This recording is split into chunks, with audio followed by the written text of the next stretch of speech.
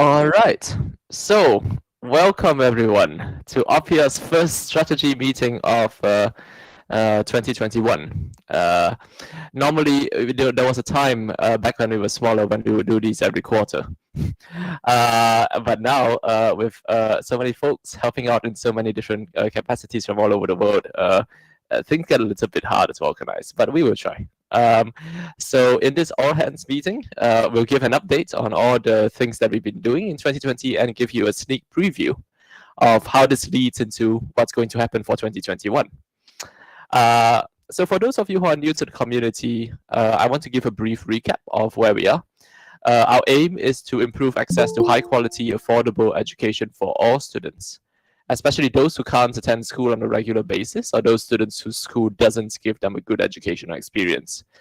And a lot of online lessons, they scale, the online medium scales, but it's very important to make lessons in that medium that are effective as well. And so one of the things we've been doing over the past few years is a lot of work to figure out how to teach well in these environments. And we've actually met with some successes, which we'll tell you more about in this meeting. So there's more going on at Oppia than I can talk about myself. So I've actually asked lots of representatives from different teams to give an update on the plans for the parts of the project that they are responsible for. And hopefully this gives you a chance to meet a lot of the amazing people who have been helping out with the project over the past few years. We'll also open it up to Q&A at the end. So we have a thing called Slido. And if you want to ask questions, please go to the Slido link. We'll post that in the chat. I'll do that here. Thank you. So Natasha's posted the Slido link in the chat. So please go to that link and ask questions. You'll find that you can actually vote up questions using the thumbs up button. And we will answer the top ones, as many as we can get through before the end of the hour. It's totally fine to add new questions while speakers are presenting. So take a look. Okay, so to give again a recap of the background of the project, our work focuses mainly on trying to improve equitable access to education. You may be wondering why we do this, since there are so many online learning sites available, but most free online learning materials actually disproportionately benefit the more higher socioeconomic students. For example, they assume that students are already literate, they assume that they have the motivation, they have good internet connectivity, they know the basic subjects and so on. And this is actually simply not true for quite a lot of students around the world. And so although these platforms actually help everyone improve, they also inadvertently increase the gap between the higher socioeconomic and lower socioeconomic status students. And so what Oppia wants to do is to narrow the gap. So we want to move more to the picture on the left so that the lower socioeconomic status students benefit more. But if you want to do that, we actually have to design starting from that use case, which is quite difficult because you have to find a way to meet the students where they are and try and help break down some of the barriers to education that they face. A lot of this is further aggravated by COVID-19. Which means that a lot of students are now studying at home, and so there's an increased demand for online learning solutions. So in today's world, our work is increasingly relevant, and as you can imagine, there's still quite a bit to do. But as a community, we can come together to build something bigger than what each of us can individually contribute and make a meaningful difference. And I actually added this slide in at the last minute because I was looking at Oppia's new homepage, which will come out like in a couple of days. And I thought it was very nice and a good exemplification of the sorts of things that we are trying to do here. So although 2020, as we know, was a pretty tough year for everyone, on the Oppia side, we made quite a lot of progress as a team and as a community. So now I'd like to turn it over to Akshay and Kevin to tell you about some of the achievements we've made on the platform side. Thanks, Sean. And hi, everyone. I'm Kevin. I'm one of the leads of the Learner and Creator Experience team, along with Akshay. And I want to talk a bit about some of the cool things that we did in 2020. So firstly, a major achievement that we had last year was the launch of our curated lessons through the Classroom page. So now students have access to our very first curriculum, which is basic mathematics. These are well structured into topics, stories, and chapters. Along with this, we also have features such as practice questions and revision cards, which allow students to practice their newly attained skills. I also want to highlight some of the other features that we built. Can you go to the next slide, please? So some of the other useful features that we built that are both facing the learners as well as the creators are the new math interactions. So these are currently used in our curated lessons uh, for teaching things such as mathematical equations and expressions. We have also redesigned our editor pages to be more user-friendly. And another feature that we introduced was the diagram editor. So this allows creators to add interesting diagrams to their lessons. So these were just a few highlights from last year. We definitely built way more like interesting things. But I want to hand over to Akshay due to the lack of time. So he's going to talk a bit about the things we learned from user feedback. Over to you, Akshay. Thanks, Kevin. So we had, after we released the new math expressions in the new math classroom, we actually had a user study where we got a lot of very relevant feedback. So some of the advantages and some of the evidences that we got that showed that this was working was that there were like a couple of 9-year-olds that were able to learn multiplication without any prerequisite knowledge, all by themselves using the platform, which was quite a good achievement. There was also the evidence that the different structures that we had, like topics, stories, and subtopics that Kevin mentioned, were working because students were tested after they completed a story, and they were tested after they had time to look at concept cards and subtopics. So these concept cards and subtopics don't have any extra material than stories. It's just a way for learners to quickly revise a subtopic without going through the entire story. So when testing them after both of these instances, we found the test scores to increase after they were able to revise with the subtopics. So this showed that subtopics can be a good way for learners to revise the topics that they learn, even after a long time when they don't have, even without going through the entire story themselves. There was a couple of feedbacks we obtained. So some of the things we're going to do for 2021 are allow users to save progress in an exploration. So this is currently not possible. So this would allow users to resume lessons from where they left off. Adding more animations to make the overall exploration play a more enjoyable experience for users, because most of the users are young, and having more animations would help them draw into the exploration. And add a playlist functionality for topics and stories, so that they can organize their work a lot more, and also make have a better organized.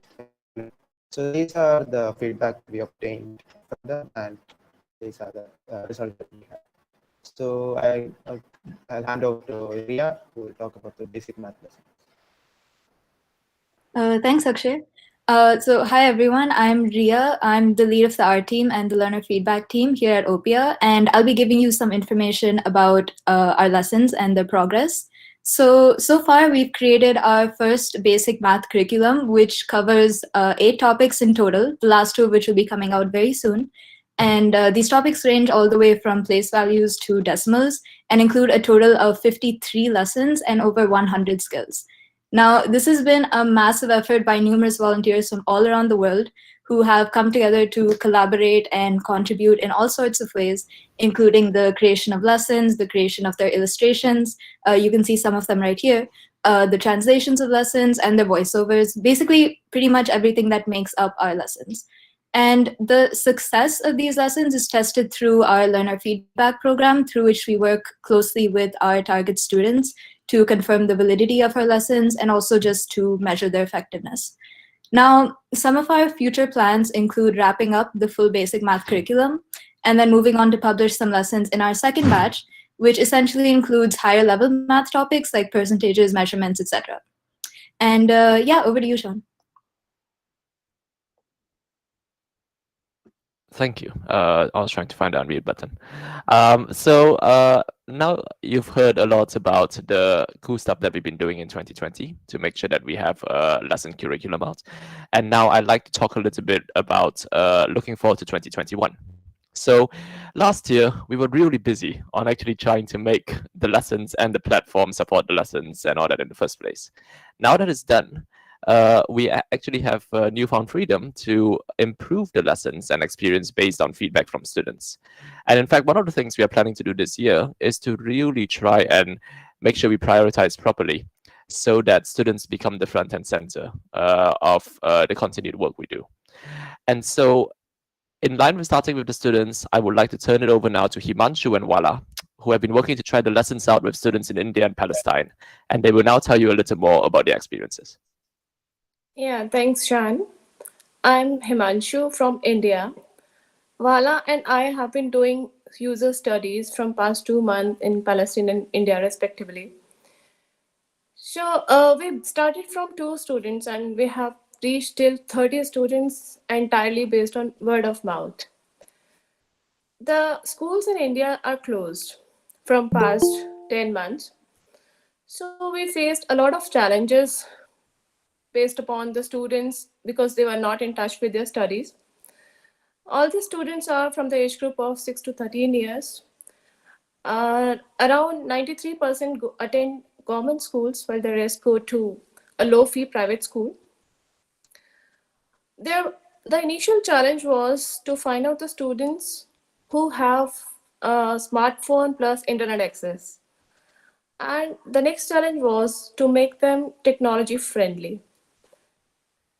The other thing that is of main concern is the English text, but I believe that it's going to be sorted out very soon. The only thing that the students do not like about Oppia is that, if they could not complete the lesson in single go, when they replay the lesson, it starts from the very first question. But the students are very smart. They have come up with a fix for it. They note down all the answers on the notebook, and when they replay the lesson, they just enter the correct answers through their notebooks without actually going for any calculations. And here in India, the students very much relied on the voiceovers. I think it would be great if we can have a playback speed control for the voiceovers like we have for YouTube videos. The rest of the things were pretty much amazing for the students. It's like more fun for them because they're learning technology plus mathematics with the help of technology. So it's kind of a fresh experience for them. They can easily relate with the stories that are told in Oppia lessons. I would like to share one experience with all of you. Just few days ago, I met with a mother who works as a cleaner. And unfortunately, her husband has been missing for past 2 years. She wanted to enroll 2 of her children for these Oppia lessons. I told her that these lessons are completely free to access, and contributors from all over the globe are working hard to make these lessons effective and enjoyable for the students.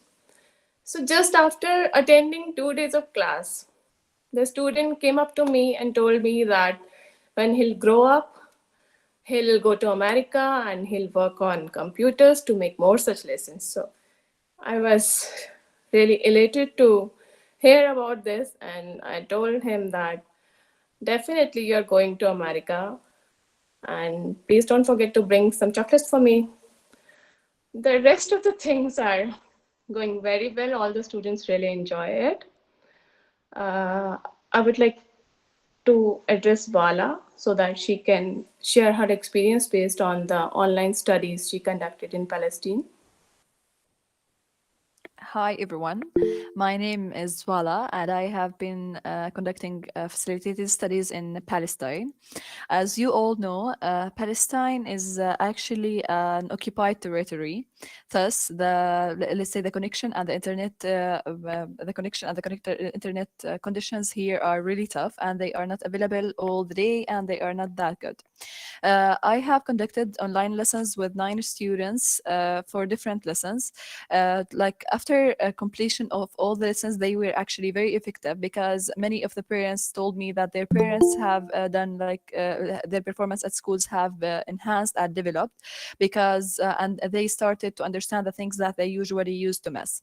The challenges that I have faced is that since last March, Palestinian schools are closed, and Palestinian students in general do not have that knowledge in tech and, like, let's say, technical techniques, technical tools, or something like this. Thus, before starting the lessons, I needed to teach the students about how to use Zoom or maybe Microsoft Teams. Then they picked Microsoft Teams because they are it is the prospected let's say channel for students to learn at schools if they ever came back to e-learning at schools. So that was actually the main challenge. And the second challenge is that the environment here in Pakistan is not that supportive for e-learning, because many parents do not actually believe in the effectiveness of e-learning. Thus, they say, yeah, our kids are going to play as they just always do with the devices. But after the completion of the lessons, many of the parents actually have changed their minds, and they told me that yes, they have seen the improvement or the enhancement that they on their children, especially after their gradings at school or something like this. Another than this, I actually have seen like parents who told me that their kids have started to play the lessons, which actually one of the best things that I have heard regarding the lessons, because many of the students told me that the lessons are really enjoyable, but when a parent says that their kid is actually playing the lessons instead of playing PUBG or any other game, it's actually very, very nice to hear this, because it's a great time to use your time after, the great way to use your time after all. Additionally, I have been working on the parent guide. I have actually translated a parent guide from English to Arabic, and I have shared it with multiple families. And the parent guide have been like the feedback I have got, that the parent guide is actually understandable, and it told parents, or let's say it made the parents focused on many of the points that they did not actually focus on before. For example, a mom told me that she started to be more encouraging because she read in the parent guide that she has to be encouraging, and it was not a thing that she used to do. Thus, she started to encourage her kids before they go out every day. Maybe when she gave them a sandwich or something, she started to send them notes or give them notes about saying that you're spectacular, you're handsome, you're great, you're smart, or something like this. And she told me that after giving her kids those notes, she actually have noticed the improvement or the enhancement in their academic performance. Other thing, I have actually met a student who is completely convinced that she's stupid. She told me that she can't solve multiplication just because she's stupid. But when I told her that you're not stupid, you just can't solve multiplication because you do not memorize the multiplication table. And when I mentioned that in front of her mother, she told me that yes, she went through the parent guide, and she regrets that she said to her student that she is stupid. Thus, she started to memorize the multiplication table with her child, actually. And she told me that she went with the multiplication lessons with her child because the mother herself is not educated, thus she does not know the multiplication table. So she told me that she learned the multiplication table with her child through Oppia lessons. And this is actually one of the greatest things that I have heard regarding the parent guide. Another thing that I have been working on about the parent guide is many parents in Palestine are not actually educated. You can see many parents that cannot read or write, or reading in general is not a very thing. It's not a thing that many people do. Thus, I have been working on creating a video tutorial, or maybe a video parent guide, so that I can share it with the parents, and it's gonna be in Arabic. So it's and I try my best to share it like on social media platforms, the social media platforms that are mostly used by Palestinian parents, so that it will be more convincing and more reachable to many parents. And that's it. I address back to Sean. Thank you so much, Wala and Himanshu. It is awesome to hear about different stories from India and Palestine. And so to follow on from that, one of the things that's actually really important in these demographics and other demographics around the world is the ability to support multiple languages.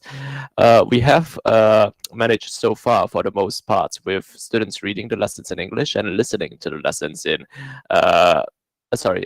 reading the lessons in English and listening to the lessons in some cases in native language voiceovers, such as Hindi or English and so on. But in places like Palestine, students only are in an environment which is fully Arabic. So reading English might be like, like they say, reading Greek. And so one of the things that David, one of our contributors, has done is to make it possible for lessons to be played in different languages. This is not quite on the site yet because we are still ironing out some remaining issues, but it actually should be available for some lessons starting with the upcoming release, so in a few days, 3 or 4. And then after that, we'll need to do some work to finalize the case where students can actually submit answers in text. Because we want to submitting answers in Devanagari or in Devanagari or Arabic or other languages as well. So as you can imagine, this is quite a difficult technical challenge. You'll also notice that we support, the language on the right is not, there's nothing in the drop down because of a bug, but it's not actually Hindi, it's Hinglish, which means that it's a mixture of Hindi and English. Because that's what students speak colloquially. A lot of there are some key mathematical words in English that have a harder translation to Hindi. So our priority is always what can the student understand and how can we break down the language barriers as much as possible. And so that's why we do this. I also want to call out our amazing community of translators and voiceovers who are helping to translate the lessons into multiple languages, from Spanish to French to Arabic to Hindi and others. And also, folks like Anjali who do the voiceovers for English, and other folks are doing voiceovers for like different languages as well, because these things really help the students and provide better accessibility for the lessons and make them wider, make them have a wider reach, so that more students can think there for them. The reason this is so important also is because sometimes even when a student can read English, if they're not fluent with the language, they may look at it and think, oh gosh, this is too much effort. I have to actually struggle to sort of like get through it. And so even if a student can theoretically read English, we still want to remove the barrier of them having to put a lot of cognitive work into that, so that they can focus on learning the key concepts that we are trying to teach, which is actually the mathematics. So now I turn it over to Sandeep to talk a little more about the contributor dashboard. Thanks. Yeah. Oppia is a great community for lesson creation, and we thought of what if we make it easier for anyone to contribute to our lessons. This will open up a platform for anyone to help lesson creation team in multiple aspects, ranging from helping translate lessons in regional languages, allowing artists to share artwork for the lessons, allowing anyone to add practice questions at any scale. We have started off with launching a contributor dashboard page in December 2020, which allows anyone to translate lessons of their choice. In the initial release, we do found lots of issues like review bottlenecks, lagginess, UI issues, etc. We are fixing all such issues subsequently. Going ahead, we are working on scaling the dashboard to support lots of contributors and reviewers. And we are also enabling the practice question contribution process very soon. This was all about how we are making it easier for contributor to help Oppia in building great lessons. I'm handing over to Ben, who will talk about how we are making our lessons more accessible to learner via our new Android app. Thanks, Sandeep.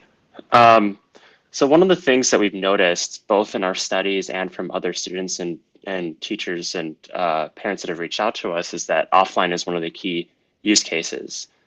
You can see the graphic in the lower right. It's not completely up to date. It's a few years old, but the colors, just the contrast between them, kind of emphasizes one of the huge problems here, which is connectivity is still missing or at least diminished in so many areas around the world. And this leaves hundreds of millions of students behind compared to most of the other existing solutions that exist out there for teaching and for learning. And so the team has started a project a couple of years ago to build an Android app to bridge this gap and actually be able to provide lessons in an offline context. We've been working since late 2019 on this project. And to date, we've built an experience that covers a high fidelity core learning experience for lessons, which covers most of our existing numeracy module that we're building. We've ensured that the lessons do work in an offline context. And we've also been able to explore ways that we can improve the overall Oppia integration experience in ways that it's a little bit more difficult to do on the web side of things, such as providing profiles so that a single Android device can be shared among different members of the same household, which we've found from studies is going to be a very likely use case for the Android app. We've also, fortunately, we're in a position where we're able to start a very successful community of contributors. Since we're building this project from scratch, seeing people come in and help out with it is one of the best parts of working on it. And this is something that's continuing to grow every single day. But looking forward to 2021, there's still a bunch of work that we want to do yet. We want to specifically focus on improving the topic access and upgrade flows. We want to make sure that users can download topics and that they can get updates to them. We also want to build in support for syncing progress across multiple devices in the event that somebody does need to purchase a new device or they lose their old one. We don't want all of their progress to be lost. But most importantly, there's two big initiatives this year. One is starting targeted user studies to verify the efficacy of the app and see what other gaps we should be bridging to make sure that we're able to reach these students effectively, as well as launching a public beta so we can start bringing in students and increase the access for offline education for the Oppia platform. So we find it very much key that we're focusing on these particular students and understanding exactly what their needs are in offline contexts. I'm going to hand it over to Sean. All right, thanks, Ben. So as you've heard, we've done quite a lot of progress on the platform side of things and actually building the infrastructure and the lessons and so on. And in fact, when we talk about having published our basic mathematics curriculum, that actually only happened last month. So that is kind of breaking news at this point. As a result, probably the most important thing now is actually spreading the word, because that's probably the largest barrier that students have in terms of the Oppia lessons, is that they don't know that they exist. We already have been doing, studies that suggest that these lessons would be very useful to students if they knew that they existed. And so that's kind of like the largest thing that we want to focus on this year, to make sure that we can improve the marketing and so on, so that that's the case. Oppia has historically taken a slightly unusual approach, perhaps, to spreading the word and growth, which is to not worry about it until we've actually figured out that the lessons are good. There's a lot of noise in the educational technology space. And we kind of want to, make sure we put something out there that we can stand behind. So with that background, I'm going to turn it over to Melanie and Kirti, who will talk about Oppia's partnership and marketing efforts in 2021. So I'm Kirti, and I'm a part of the growth team. So given that lessons have been launched, we now have to focus on driving the user growth. So our key focus as part of the growth team is to bring in more users to the platform. And with that as focus, we start off our 2021. So one other key insight is that most of our user base and the target audience actually use Facebook as a platform for their primary source of knowledge. So that's one of the reasons why we've started off with a Facebook marketing channel this year. Apart from that, we also market across different channels. One is blog posts, second is in terms of email newsletters. So we want to be able to drive a consistent message, and formulating new marketing guidelines that can establish a consistent marketing message from across these different channels is also a priority for this year. I'll now pass it on to Melanie, who will talk about partnerships.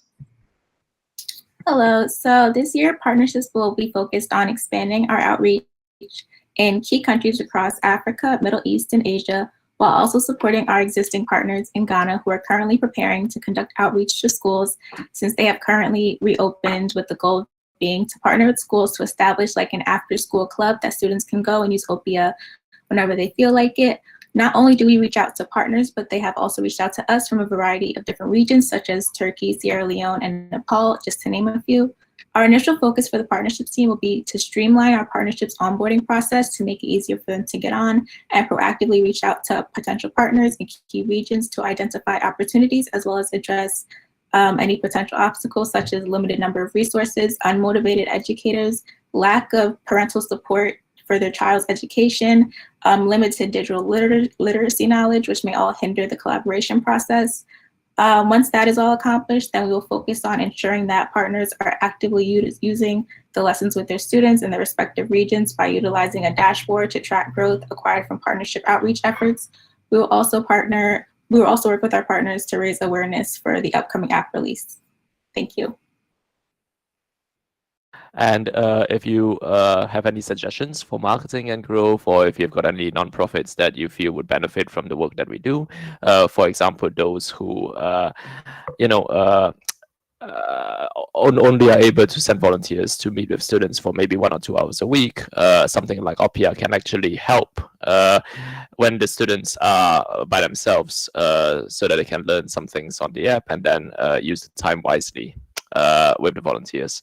If any of you have any suggestions for partnerships, please let us know, and we'll do our best to reach out. Okay. And then lastly, I would like to talk a little bit about stable infrastructure. The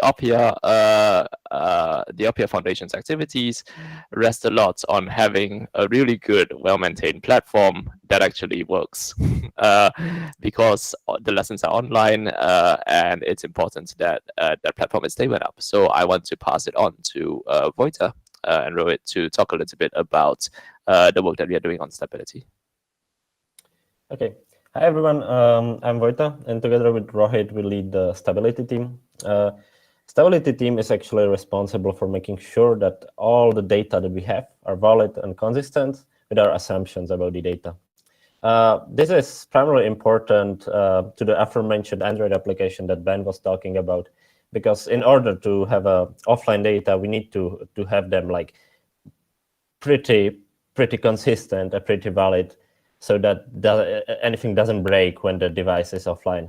And also when we were implementing privacy-related stuff last year, like the ability for the users to delete themselves or to get their data, we found that we have like many data that are broken in some sense and that are problematic. So our plan this year is actually start with making sure that the data that we have are fixed and consistent. We are utilizing jobs that were previously written for this, and we are mostly going through the results and trying to fix the data by running the jobs on them. After we know that our data are fixed, we want to make sure in the future that the data doesn't break again. So this includes in one part, making sure that when we save the data, when someone creates an exploration and saves it, the exploration is valid and in that time, and it stays valid after that, after some edits are done to it. This is also like improved by adding types to our code. So last year we made sure that our front-end code base is fully typed in TypeScript. And this year we will make sure that after we migrate to Python 3, which will be mentioned later, we actually want to have a fully typed Python code base this year. And the third responsibility of our team is to have a proper tool set for deprecating and removing old stuff that we no longer need. This is partially some code that we needed previously, and we still have it because we are not exactly sure if it can be removed safely, or it will be also required for moving forward when we decide that some of our features is no longer needed because it was, for example, replaced by something new, so that it can be properly removed and easily removed without any problems and any drawbacks. So now I will pass to Brian and Srijan, who will talk about our efforts on Google App Engine and Angular migrations. Okay, thanks, Vida. Yeah, so I guess to start with, it's a little late, but Oppia turned 8 last November. So it's already been 8 years since it started, and we're still able to do all these amazing things, which is really encouraging. And also, as Sean mentioned before, really important that we keep things working. So as you can imagine, since it's old, and as you kind of need to keep like watering and fertilizing gardens to keep them fresh, we need to keep updating Oppia, like Oppia's code and core libraries, to keep it healthy and like actually working. So those two are the projects that Sir John and I are working on specifically. So I am working on the backend code, which is currently in the process of migrating to Python 2 to Python 3. Here I have like a list of libraries specifically that we need to do, and that are not easy to do, unfortunately. So this is kind of like where most of the backend work has been focused on. I'm going to hand off to Sir John now so he can explain how the Angular side of things are going. Thanks, Brian. Hi guys, my name is Srijan, and I'm leading the migration for the front end from AngularJS to Angular. And Oppia Web, before Oppia Android, was the place where people used to come and learn the lessons. So it was really important for us to move to the latest Angular versions every time. And AngularJS to Angular was a big jump for all of us. Currently, our website loads both the old framework and the new framework. So basically, we are loading two things that end up doing the same thing. So that sort of reduces the speed of our website and how fast it loads up. And the regressions on the user-facing side, but there are also some regressions on the developer side where some features we just cannot develop because of the state of our front end, because we have like two frameworks going on at the same time. And it really requires a lot of good collaboration to go across. And this has been something that we've been doing very nicely, and really hope to get rid of AngularJS, the old framework, pretty soon in 2021. I would like to hand over to Chris, who leads the automated QA team, one of the really important teams for developers here. Over to you, Chris. Thanks, Srijan. So I'm Chris, and I lead the automated QA team, which looks after all of the automated tests in the Oppia web repository. Our goal is to ensure that the main version of our code is always correct, so that the website never breaks. End-to-end tests are important to this effort because they simulate the core user experience. They make sure that the entire app and all of its various components work together properly. It's actually pretty cool to watch an end-to-end test run. It's like an invisible user poking things around on the browser. I've actually had some new contributors get spooked because it's like there's a ghost in their computer browsing Oppia.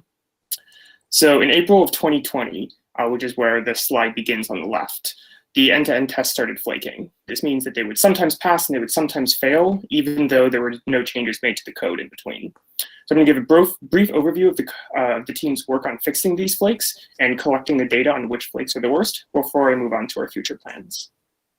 So to begin with flakiness, we started with a full audit of all of the tests to try and find all the problems we could see and just fix all of them.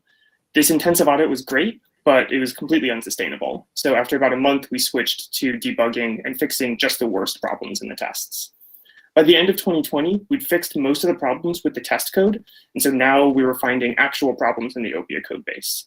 These had slipped in because when the tests were flaky, we all got in the habit of ignoring test failures, and so didn't catch these problems as they were being introduced. So now to switch over to the data side. At first, we had developers file issues to report the flakes that they were seeing. We quickly found that virtually no one was reporting, so a couple of us started counting each week's flakes manually on the main branch of the code base.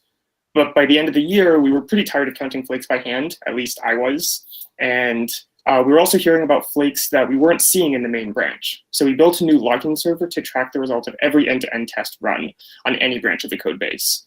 So the resulting metrics that we have now give us much better insight into what developers are actually experiencing. So jumping over to the right side of the slide and looking forward to 2021, in the first quarter, we're going to be focused on reducing test flakiness and speeding up the tests from their current 2+ hours to under 30 minutes. In fact, we should be getting rather close to this milestone in the next week or so. For the rest of the year, we'll be writing new tests to cover the entire project so that by the end, all the code in the project should be covered by tests. And at the end, we'll be spreading what we've learned about writing tests to the rest of the Oppia community. Thanks, back to you, Sean. Thanks very much, Chris. So one of the important things as we move forward as a community and the server becomes stable is to keep the server stable. So this increasing coverage of tests is actually really important for the code base so that we don't break anything in the future. So yeah, I want to spend just a little bit of time on, team health and happiness and talking about, how we conduct ourselves as a community. We really have we are so fortunate to have such a talented and passionate team from all around the world who wants to do the best for our students.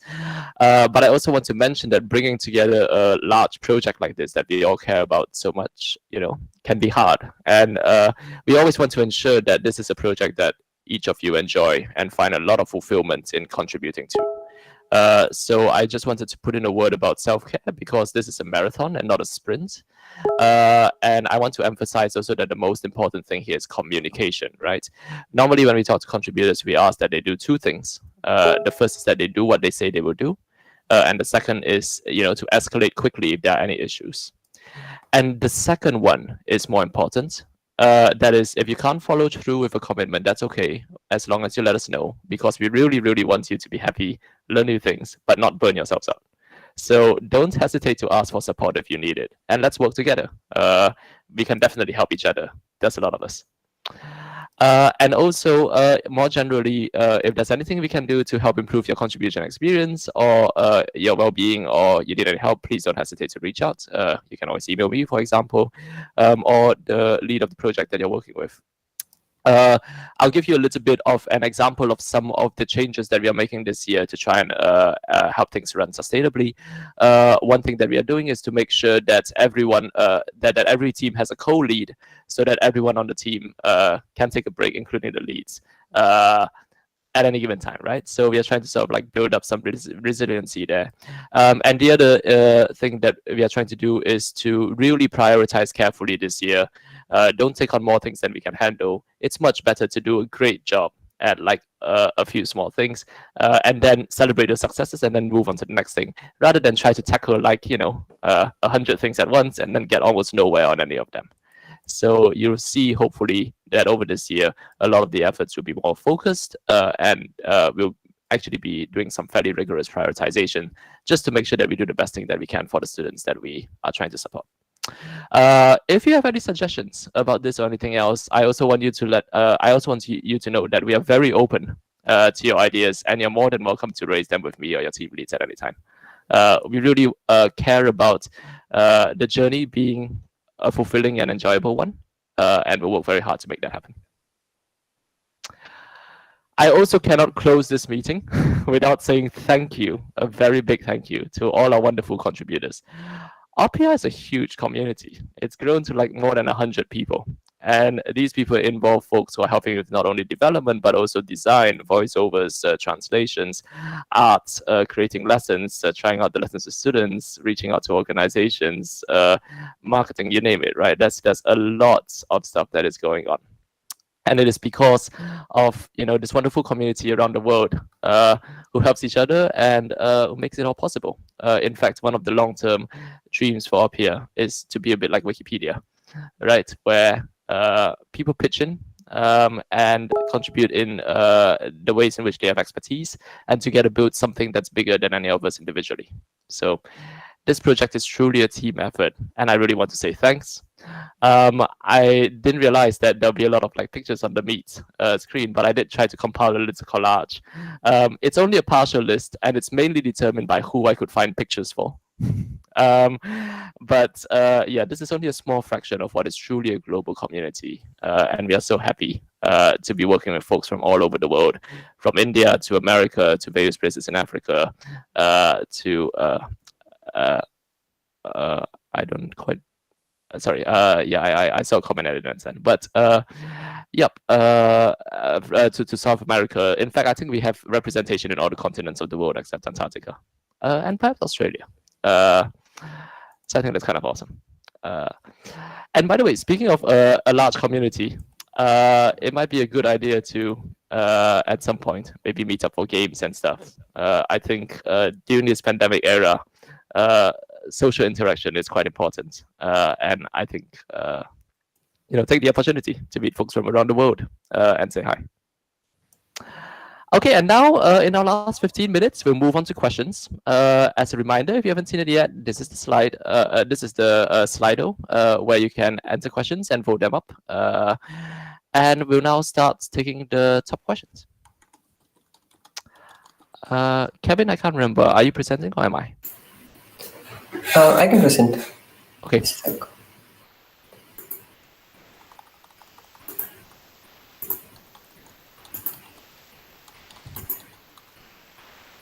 Okay.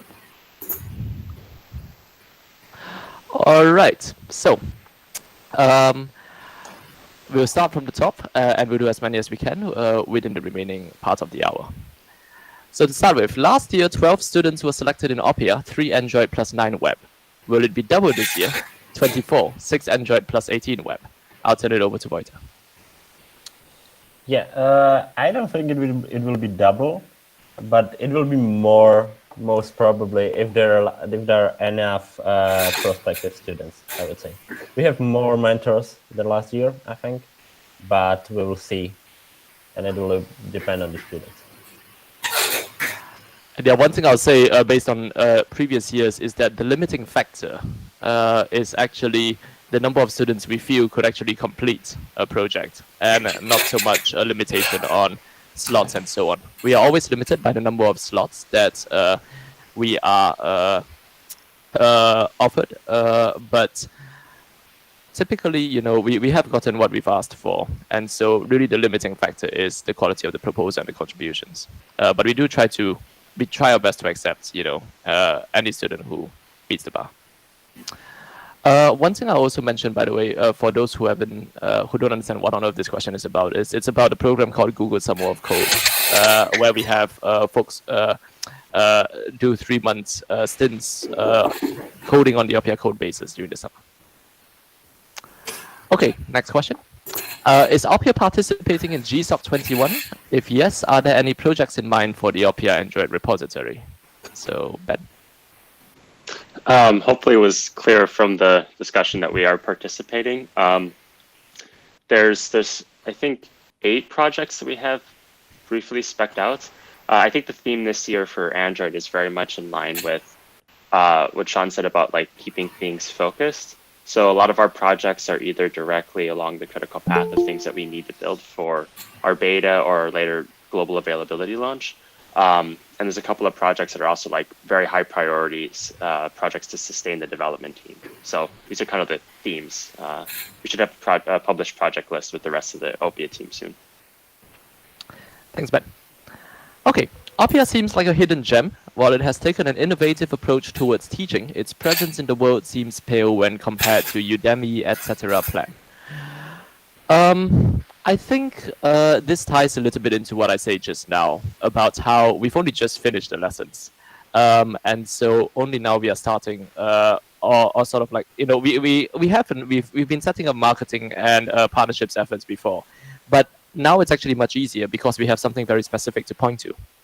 Right, because there's a difference between marketing something and saying, hey, come look at these lessons, and then the lessons are actually not there yet, versus being able to, think through the flows of users all the way through the landing pages and so on. So we do hope that this is something that will improve this year, and we are working quite hard on it.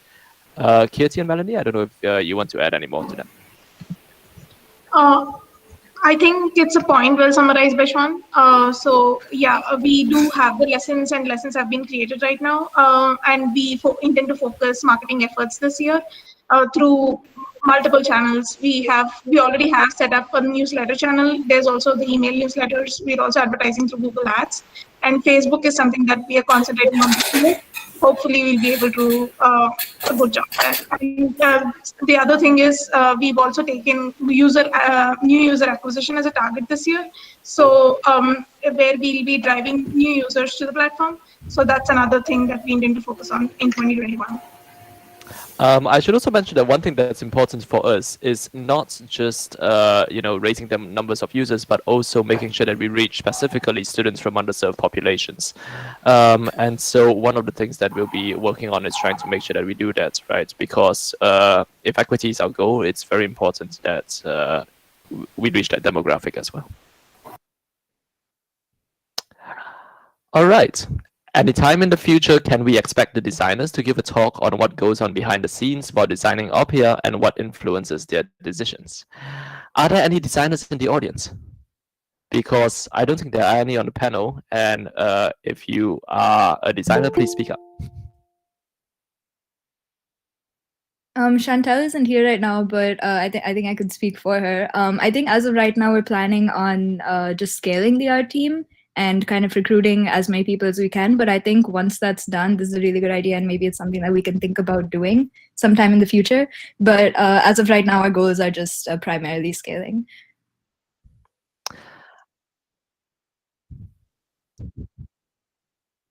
Okay, great. Yep. Nitesh is Nitesh, Akshay, Srijan, and Kevin are helping us do events, and so if you have ideas for an event, please do submit it to them, and we'll try and do what we can to make it happen. One thing that actually really helps is knowing what the community is interested in. So this is probably something that we'll try and put on our radar. Okay, how can the learners interact with each other for their doubts and other purposes? The feedback section might not be enough. Akshay and Kevin, do you want to speak to this?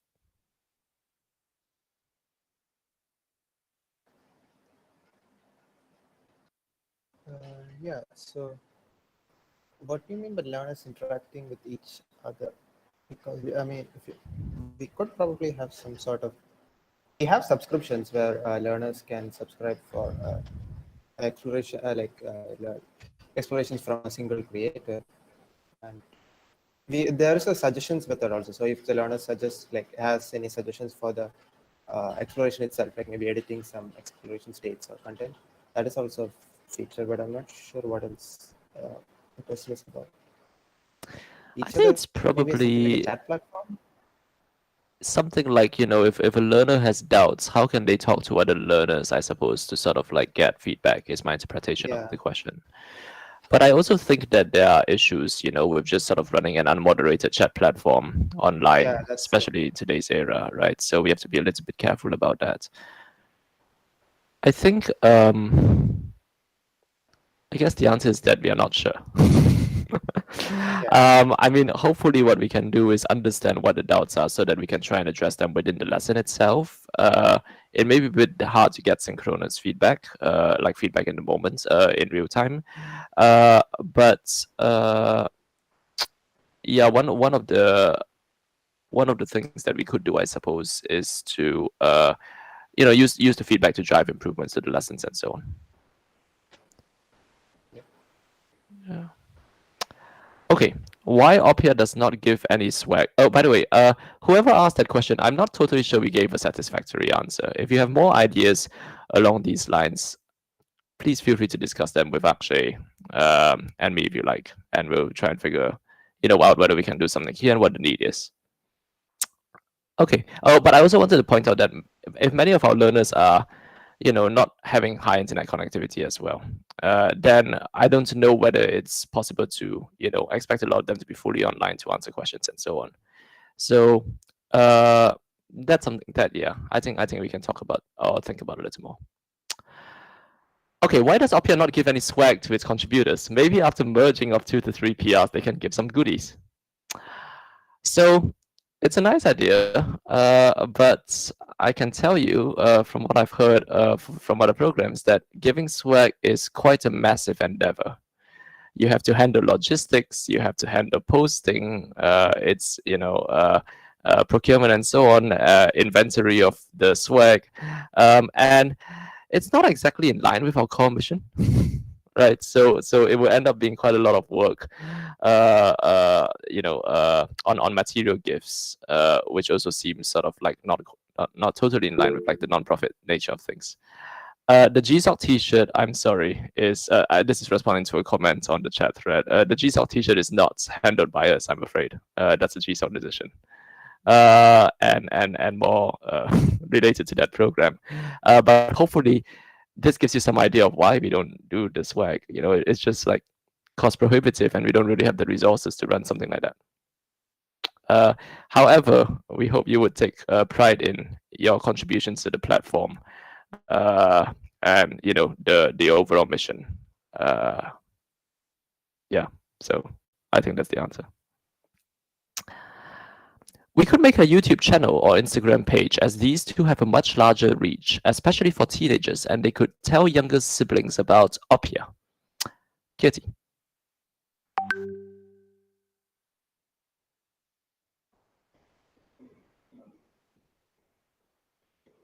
Is Kirti still here? I'm here. Okay. Did you get a question? Yeah, I'm looking at it. As in terms of how would it be integrated into Google? Could you repeat the question? No. The question is, we could make a YouTube channel or Instagram page, as these two have a much larger reach, especially for teenagers, and they could tell younger siblings about Oppia. Yeah, that makes sense. We have only realized the importance of setting up a marketing channel this year, set for Facebook particularly. So I think we would be working on an Instagram once the Facebook channel is set up. So one by one, I guess. Yeah, we originally had, I think, multiple ideas for social media, but then realized we didn't quite have the resources at the moment to support lots of channels. So we want to do one well first, in line with prioritization, make sure Facebook works well, and then continue on to other things. Okay, what can Oppia offer to bring more enthusiastic learners? Rewarding certifications, quality education, etc. I think maybe as a high level, I can sort of like talk about that a little. A lot depends on demographic here, right? And if we sort of like look at the actual problems that students face, you've actually heard stuff from Wala and Himanshu that are a little bit different from what this question is suggesting. Things like making the lessons accessible in the different languages. Things like the external considerations, like being told that you're not stupid, or being told that, or having a conducive environment to learn. That's actually some of the important things for reaching the people that we are trying to reach. And so one thing I want to point out is that it's actually very easy to make a lot of assumptions about what is good for learners, what would be better for learners, and so on. But I think it's very important also to make sure that we go to those learners and ask them, what is important for you? And try to sort of gear our efforts towards that. And so I think often people who are talking about certifications and so on tend to be already in a tier above the learners that we are trying to reach. And so that's not entirely the focus of what we are doing at the moment. I heard that GSOC this year will be a part-time program. Would that affect the complexity of the projects?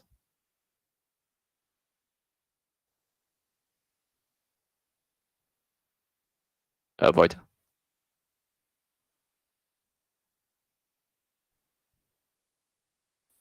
Yeah, sorry. So the complexity of our projects will be affected, basically meaning that we are trying to have a half-sized project because the program is half-sized. That's easily the main thing we are trying. Okay.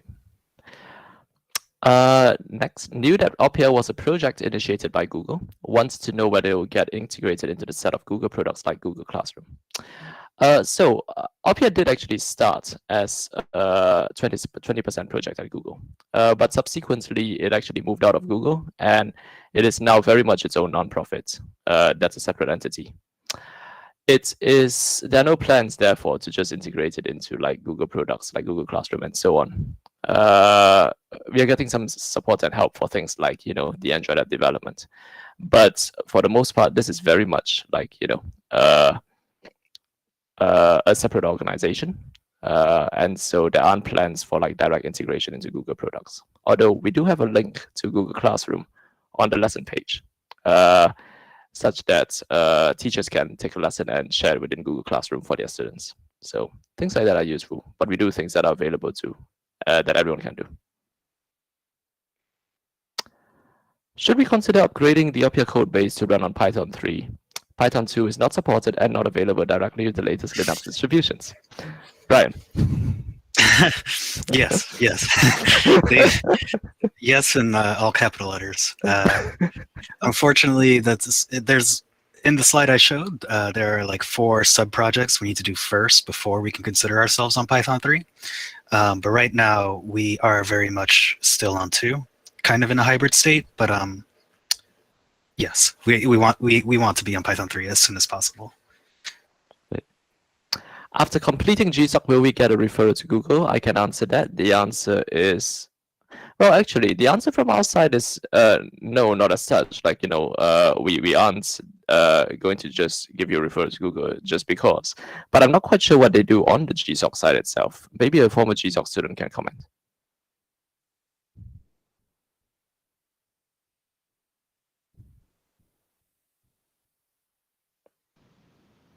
Okay, well, I guess I can. Yeah, I can. Oh, Sarthak, I think Sarthak actually answered in the chat. They did They did years ago. They would, if you completed the program, you could ask for a referral, but it sounds like they might not be doing that anymore. Okay, how many questions do we have left, Kevin? Okay, that's quite a lot. I think let's stay on and answer a few more questions because we rarely get this opportunity. But of course, if folks want to go, please feel free. Are we working on making the creation of explorations easy? Currently, it's a bit difficult for a user to create a lesson on their first visit. Kevin.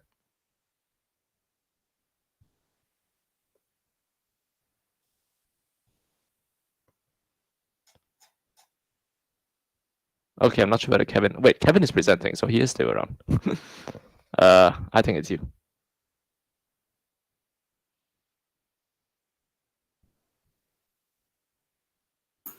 Sorry, I was muted.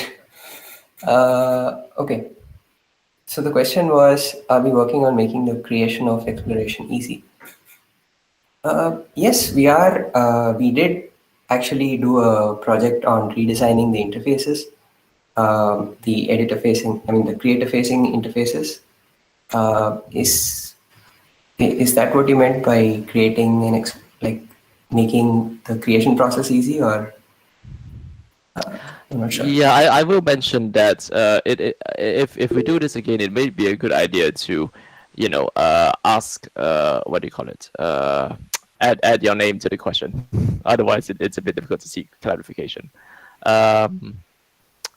So yeah, but in terms of making creation of explorations easy, I think the main thing is if you could maybe post on the post something on the issue tracker with more specifics on the difficulties that happen when you try to create an exploration, then I suggest that that you do that, and then we can try and figure out how to fix it. Okay, I'm actually noticing that a number of the panelists are jumping on. So let's just take one more question. Okay, I think we'll skip the Wojtek question because Wojtek has actually gone. Let's talk about, thanks for sharing the story, Himanshu and Wala. Do we have any Oppia local group which helps parents and students? If yes, is there any way to join the group? So I think Ria also had to leave the call. But one of the things that Ria is starting up is a learner feedback program. Why are there so many questions about GSOC? Okay. Ria is starting up a learner feedback program. And one of the things that she's doing is to compile instructions for people doing user studies and learner feedback sections around the world. And so if you have kids in your local neighborhood or parents in your local neighborhood who would benefit from these lessons, please send her and me an email. Or if you don't know our emails, then, you know, talk to whoever is your connection to the Oppia code base, and they'll put you in touch with us. And we can give you more instructions. But yes, we do want to help form these local communities so that other people can, teach lessons to facilitate the use of the lessons with their students and with their kids and make that scale. Okay. I think we have actually passed enough time. So I want to say thank you again for taking the time to attend this meeting. It's very nice to see all of you. And like I said, take care of yourselves. It's hopefully going to be a better year than 2020. But it's still challenging. So if you need any support, please feel free to reach out. Otherwise, thank you again for contributing to the project, and we hope to see you at a future event. We have a feedback form. If you want to, tell us a little bit about how useful this event was, or you want to have suggestions for future events, you'll find it in the chat. But yeah, thank you all very much, and have a lovely weekend, and see you all soon. Bye. Bye.